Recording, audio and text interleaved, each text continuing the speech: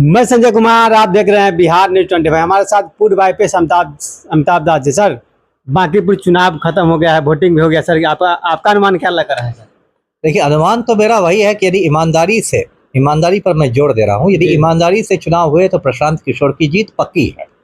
और यदि फिर चुनाव आयोग ने ईवीएम हैक कर दिया तब तो इस देश में कुछ भी हो जाएगा। देखिए, आज भी दिन भर जो बांकीपुर से खबरें आती हैं, पूरी धांधली हुई है और भाजपा की ओर से पूरी पुलिसिया गुंडागर्दी हुई है, पूरे प्रशासन ने बेईमानी की है। और इसके लिए मैं जो चुनाव आयोग के ऑब्जर्वर हैं उनको लानत भेजता हूं कि उन्होंने अपनी ड्यूटी ठीक से नहीं की। कल रात से ही ये खेल शुरू हो गया था। कल रात में ही जनसुराज के 20 कार्यकर्ताओं को पुलिस ने उठा लिया। अब चुनाव आयोग को पूछना चाहिए था सीनियर एसपी से कि क्या सारे गुंडे जनसुराज में ही हैं? क्या भाजपा में सारे सत्य हरिश्चंद्र के परदादा बैठे हुए हैं? तो ये एक तरफा गिरफ्तारियां क्यों हो रही हैं? कल रात भर मैंने देखा प्रशांत किशोर जो हैं वो जक्कनपुर थाने में बैठे रहे और थाना प्रभारी उनसे गुंडों की तरह बात करता रहा। तो ये सब क्या हो रहा है? थाना प्रभारी लोग भाजपा के कर्मठ कार्यकर्ता बन के काम कर रहे हैं, तो बहुत गलत है। और भी आज बहुत गलत सलत हुआ। एक बूथ नंबर 273 है, 273, उसमें मैं देख रहा था कि नीरज सिन्हा का पोस्टर लगा हुआ है भाजपा उम्मीदवार का। बताइए, बूथ है, मतदान केंद्र है, वो एक तटस्थ जगह है, वहाँ किसी नेता का पोस्टर कैसे लग सकता है? ये चुनाव आयोग को दिखाई नहीं दे रहा है? ये जिला प्रशासन को दिखाई नहीं दे रहा है?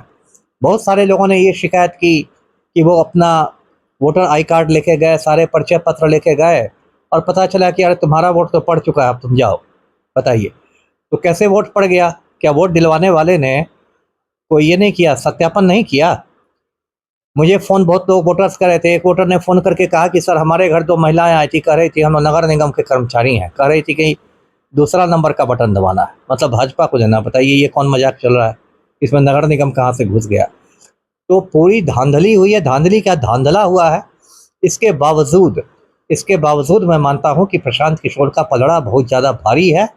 और मैं तो कहूँगा कि यदि 3 अगस्त को बेईमानी से भाजपा जीत जाती है बांकीपुर, तो पटना के गर्दनी बाग को जंतर मंतर बना देना है। एक बड़ा सा जन आंदोलन गर्दनी बाग में शुरू करना चाहिए धांधली से, तभी इन लोग को सबक मिलेगा। जी सर, कई बूथ पर देख रहे हैं जीविका दीदी को भी लगा दिया गया है। दुरुपयोग है ना। देखिए, पटना का जिलाधिकारी एकदम भाजपा का कार्यकर्ता बन के काम कर रहा है। इसने पहले क्या किया कि जीविका दीदियों को घर घर में भेजा मतदाता जागरूकता अभियान के नाम पर। और वो जीविका दीदियां घर में जाके कहती थी कि भाजपा को वोट नहीं दोगे तो राशन बंद हो जाएगा। बताइए, जब इसका जनसुराज पार्टी ने विरोध किया तब जीविका दीदियों को ड्यूटी से हटाया गया। आज फिर जीविका दीदियां खड़ी हैं जाके और सबको खाना फूसी कर रही है कि 2 नंबर पर बटन दबाना है, तो ये करना है, वो करना है। ये तो एकदम लोकतंत्र का इन लोगों ने मखौल बना दिया है। जिस तरह से ये लोग सत्ता भाजपा के लठैत बन के काम कर रही है, पुलिस प्रशासन भाजपा का लठैत बन के काम कर रहा है, ये बहुत गलत संदेश जा रहा है।